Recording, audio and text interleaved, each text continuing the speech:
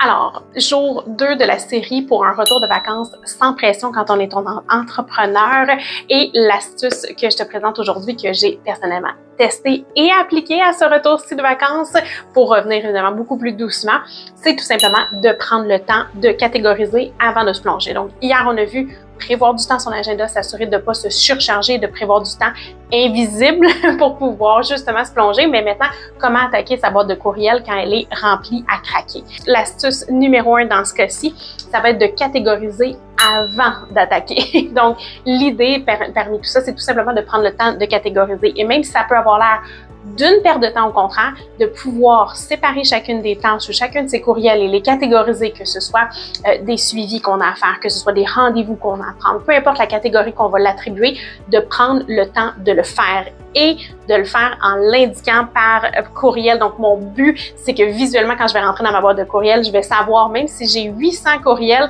je vais voir chacun des blocs qui sont liés à ces courriels-là. Donc, je veux venir les grouper pour pouvoir à ce moment-là attaquer correctement les tâches à faire. Donc, c'est la bonne façon de plonger dans une boîte de réception beaucoup trop remplie. Alors, on trie avant de plonger dans nos tâches. Donc, ça, c'est la portion numéro 1 du truc pour pouvoir bien démêler sa boîte de courriel.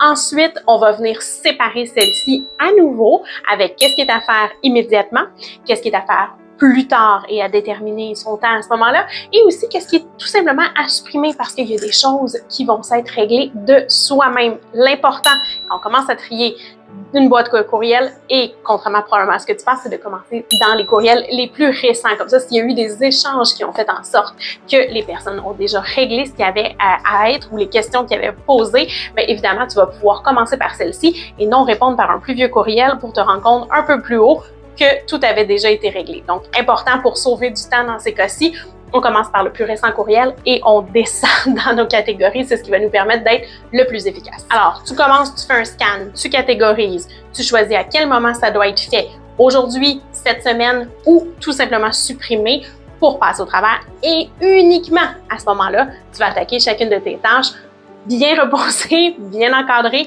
et vas-y aussi par catégorie. Ça va être la bonne façon de pouvoir passer au travers de autant de courriels que tu veux en une période de temps beaucoup plus limitée. L'idée, c'est tout simplement que de trier va te faire beaucoup plus d'espace mental et va te permettre de plonger un petit peu, de replonger dans tout l'aspect de ton entreprise sans nécessairement te donner trop de pression ou trop de maux de tête. Donc, mon truc d'aujourd'hui, on trie, on catégorise et évidemment, on se plonge à ce moment-là dans notre boîte courriel. De cette façon-là, on va pouvoir réussir à traiter une grande quantité de courriels en un court laps de temps. Demain, je te parle comment te replonger avec ta clientèle sans pression et surtout sans rien oublier pour reprendre celle-ci comme si tu n'avais pas pris de vacances. À demain!